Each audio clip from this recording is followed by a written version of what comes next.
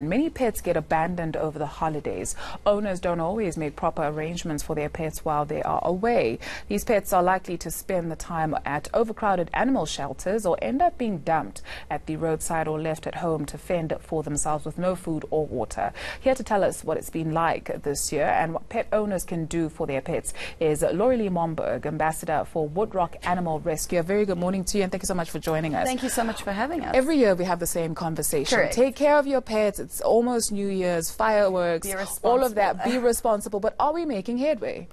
We are to a degree. I do think that people are seeing trends to be more responsible with their animal ownership. I think there's also been a large spark towards being aware to not give pets as presents because they are a lifetime, commitment. And so people are tending to be a little bit more aware about the animal's plight during the festive season, apart from, they get scared with fireworks, etc. Right. Do we know the responsibility of actually having a pet? Some people equate it to having a child, if you will. But do we find that people know what it is when they come to the shelters to pick a pet, or is it just a fun idea of having a husky because it's so cute? Well, this is the thing. I think if you are serious about getting an animal and you do go to a reputable shelter, they will guide you. So if you are a first-time owner, you can ask the questions. You are entitled to say, what do I do? How do I start this? But the basic necessities which you do need to look at are, okay, so in the house that they're at, do they have access? Is an open pool? Is the property secure? These are fundamental things that people don't think. So a small hole like this, you wouldn't think much of an effort, but an animal in a fearful state might go for that. Is there a lot of traffic in your household? Is there a lot of people going in and out? You might be on holiday, but you may have a garden service, and they may not be aware of the dog being there. So the house itself needs to be taken into account.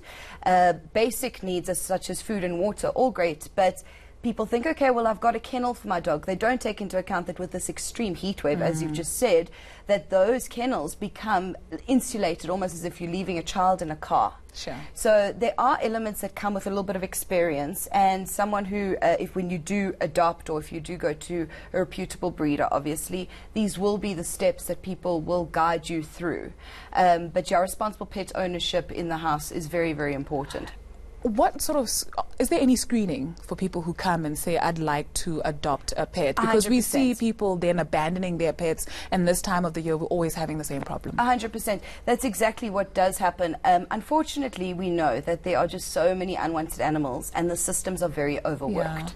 So a reputable, again, shelter will insist that a home check and a thorough screening is done before any animal is given a period within that home. They'll also ensure that the animal is sterilized. Something that people don't take into account over this festive season when they go away is that that animal might still come into season, and when any animal is in season, they become a lot more primal for their need to escape, get out of a gate, get through somewhere that they're not supposed to get through, perhaps be a little bit more aggressive or vicious, which is another element to consider. Yeah, I saw two beautiful huskies on your website. I always said if I were to ever get a pet, I would definitely get huskies. However, we know the kind of pets that they are. And what kind of research do you then do about, the pet that you want to adopt? Because weather conditions like this being so hot, what do you do? Excellent question. Okay, so I think when anyone is looking for an animal to bring into their life, they need to look at what is suitable for my lifestyle. Am I a very active person? Am I going to run this dog? A dog like a husky needs significant amounts of exercise in order to be at its absolute prime, whereas a smaller lap dog doesn't necessarily need as much exercise. Will your dog be alone? Because huskies, for example, are very vocal. It's part of their nature. So that will not be ideal in a complex living. I don't think it'll be too popular.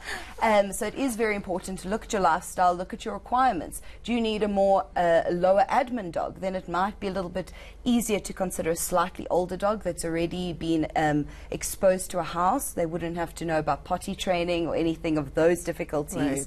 And then they'll adapt a little bit easier. People are very quick to say, no, I want a dog from a puppy, but it's actually a lot easier to get a dog that is slightly older and does know the ropes a little bit better. So seeing the right suit for your lifestyle is an incredibly important thing when you are looking at animals. Again, with huskies and the weather, it is something you have to be aware of and be able to manage within. So don't over promise to a breed that you don't realistically think you'll be able to sustain. Yeah, and if you're saying, well, I love pets, but there's no pet policy, can you come in, spend the day 100%. with the pets, and then, definitely. you leave? I know Woodrock, who I'm an ambassador for, they do the Woodrock Warrior program, which you go there, you can help socialize puppies, you can wash them, you can spend some one-on-one time with very, very timid animals that need that one-on-one connection. There's a whole multitude of ways that you can volunteer, and I know that this extends across the board to other rescue centers as well. Okay. So this festive season, if you are an animal lover and you do want to get involved, that is a great way to do it. Yeah. And it's a great way to just be there, see the animals on who are up for adoption, and network those. Yeah. So, write in your social media post, just met the most amazing husky selfie, put that on there.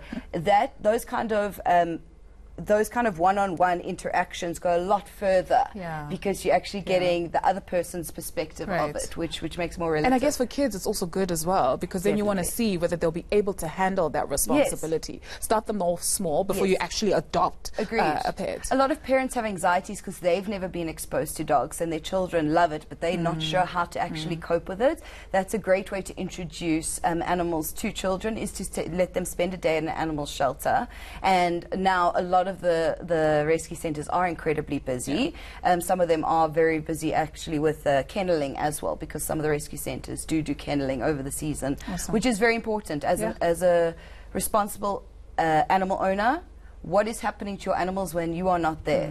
Yes, are they being fed? Are they being watered? But their other needs, are they being met? And where they're possibly vulnerable, are you taking these elements into account? 100%. I'm coming for those huskies. Thank you very much for coming so through much. this morning. Lauri-Leah Momberg, Ambassador of Woodrock Animal Rescue.